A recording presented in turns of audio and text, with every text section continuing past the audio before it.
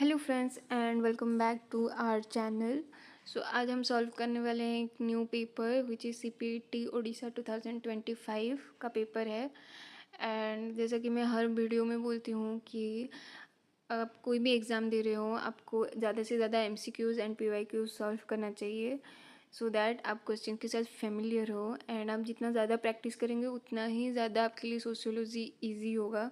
सो अगर आपको ये वीडियो अच्छा लगे तो please do like comment and subscribe to our channel and let's start the video. So the first question is which of the following was emphasized by the enlightenment? सो अगर हम enlightenment की बात करें सबसे पहले तो ये 17 to 18 सेंचुरी इन यूरोप आया था। एंड ये फोकस करता है या प्रमोट करता है रैशनलिज्म को, साइंटिफिक फैक्ट्स को, इंडिविजुअलिज्म को। And the answer will B individualism.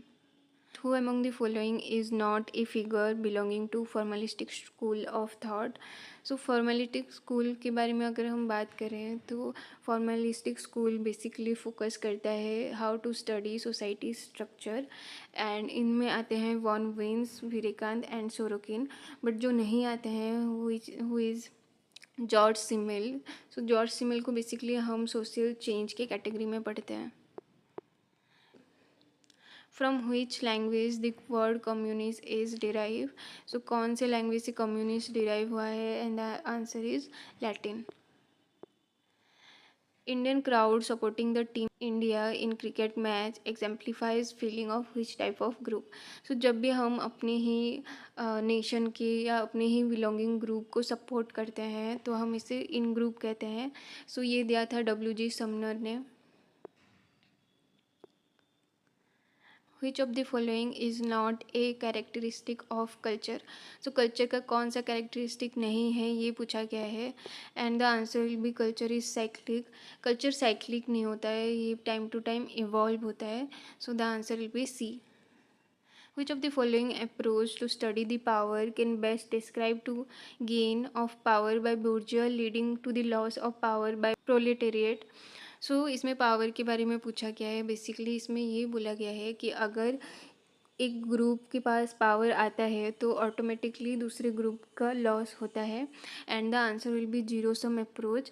And इसमें एग्जांपल बुर्जो एंड प्रोलेटेरिएट का दिया है। जब भी बुर्जो के पास पावर आता है तो प्रोलेटेरिएट के पास एक लॉस ऑफ पावर हो जाता है। Which of the following sociologist is associated with the concept of role set? ये एक बहुत ही फेमस क्वेश्चन है and the answer will B Robert के मॉर्टन। सो इन्होंने रोल सेट के बारे में ये कहा है कि जब भी एक स्टेटस के साथ बहुत सारे रोल्स जुड़े हुए होते हैं उसे रोल सेट कहा जाता है। फॉर एग्जाम्पल अगर हम एग्जाम्पल लें दैट विल बी टीचर। सो अगर टीचर के साथ बहुत सारे रोल जुड़े हुए होते हैं जैसे कि मेंटोरशिप करना, गाइड करना, असेसमेंट करना, इवैल्यूएशन करना स्टूडेंट को। सो the answer will B Robert के Merton. Which sociologist proposed a small elite inevitable emerge and assume control in large organization resulting in oligarchies? सो इसमें एक कीवर्ड है ओलिगार्कीज जो कि दिया था रॉबर्ट मिशेल ने। इनका एक फेमस कोटेशन है iron law of oligarchy which means बहुत ही एलीट ग्रुप या फ्यू पीपल के पास ही पावर रहता है। Who among the following gave the concept of class status and party? ये एक अनदर वेरी फेमस क्वेश्चन है and the answer is Weber. Weber ने क्लास स्टेटस और पार्टी दिया था in terms of stratification, where Marx ने सिर्फ class के बारे में बात किया था। Which of the following is characteristic of agrarian society? So इसमें एग्रीगियन सोसाइटी के कैरेक्टरिस्टिक के बारे में पूछा गया है and the answer will be subsistence economy. So agrarian society अपनी प्रोडक्शन जो भी प्रोडक्शन करते हैं वो अपने कंजप्शन के लिए करते हैं रैदर देन सरप्लस इकोनॉमी के लिए। So the answer will be D.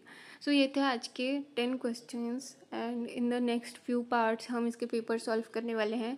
इसमें बहुत सारे अच्छे क्वेश्चंस हैं बहुत जो कि आपके लिए बहुत ही हेल्पफुल होने वाले हैं।